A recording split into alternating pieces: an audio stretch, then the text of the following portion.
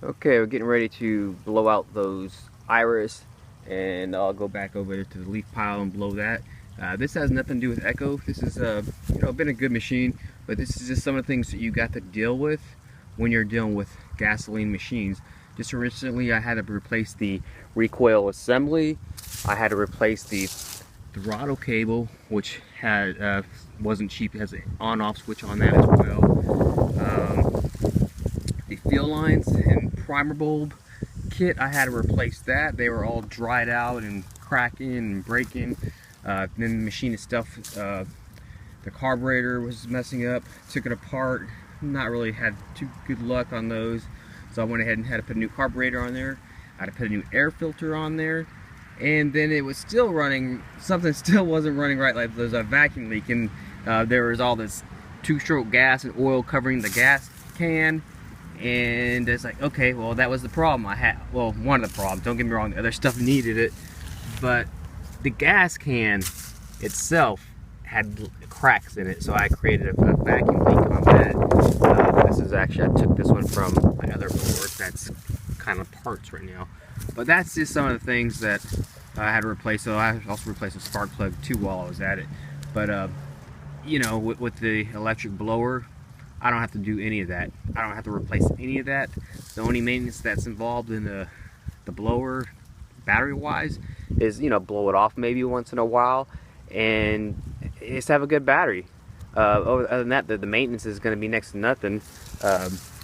You know, sure, you might have to replace maybe like the straps and a switch maybe here and there, but you know, compared to gas and battery, is really not a lot. As far as the CFMs on this Echo, this one here, okay, I am actually looking, well, can't see that.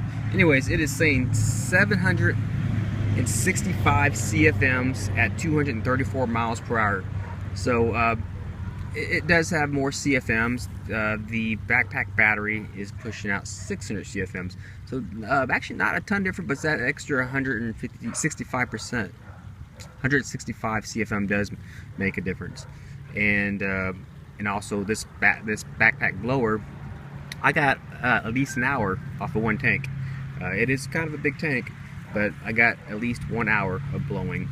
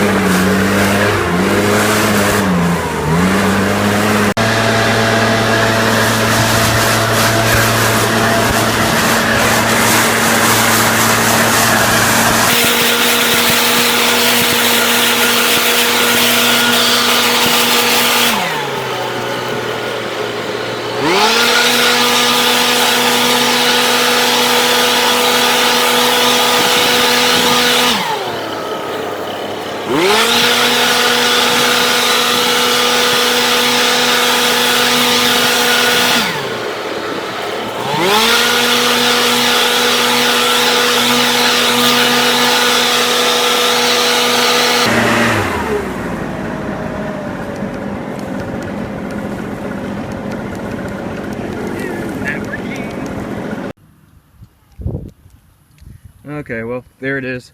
That was the comparison between the gas, one of the most powerful ones out there, and versus one of the most powerful backpacks out there. Probably the most powerful that I've seen. There's a DeWalt out there I saw that is a 40 volt, I believe, and then the Ego is a 56 volt. But haven't seen the DeWalt, just on video. But you know, like this video, it's kind of hard to really tell. But this is just a side-by-side comparison between the gas and the electric. So hope you enjoyed it. Man, I thought this thing was going to give me some problems there, but it must have just had a little bit of air in the fuel system or something. But it went through and pulled up for me and did good.